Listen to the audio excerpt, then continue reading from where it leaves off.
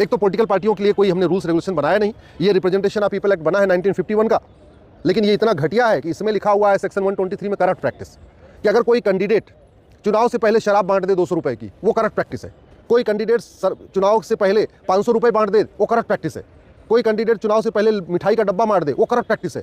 लेकिन political party चुनाव से पहले 5-5 हज़ार रुपये खाते में डलवा दे, ट्रांसफ़र करवा दे, अगर सरकार उसकी है तो, या सरकार नहीं है, वो विपक्ष में है, वो 10-10 हज़ार रुपये ट्रांसफ़र करने का वादा कर दे, तो भी वो करप्ट प्रैक्टिस नहीं कहलाता है। इसलिए मैं कह रहा हूँ ये जो 1951 का रिप्रेजेंटेशन ऑफ पीपल एक्ट है, ये पूरी तरीके से मुफ्तखोरी को रोकने में नाकाम है।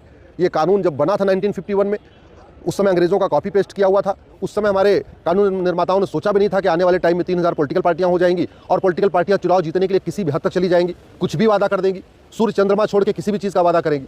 इसलिए अब समय आ चुका है एक स्टैंडर्ड मैनिफेस्टो का फॉर्मेट बनाया जाए।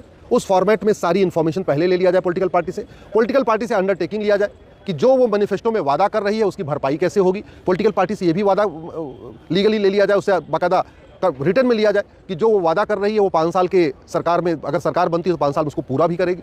और पॉलिटिकल पार्टी से ये भी रिटर्न में लिया जाए कि अगर वो अपना मैनिफेस्टो लागू नहीं कर पाएगी तो उसका चुनाव चिन्ह कैंसिल हो जाएगा। इसलिए मैंने अपनी पीएल में भी मांग किया है इलेक्शन कमीशन ये सुनिश्चित करे कि जो पॉलिटिकल पार्टी अपना चुनावी वादा पूरा न कर पाए उसकी मान्यता रद्द किया जाए, उसका चुनाव चिन्ह वापस लिया जाए।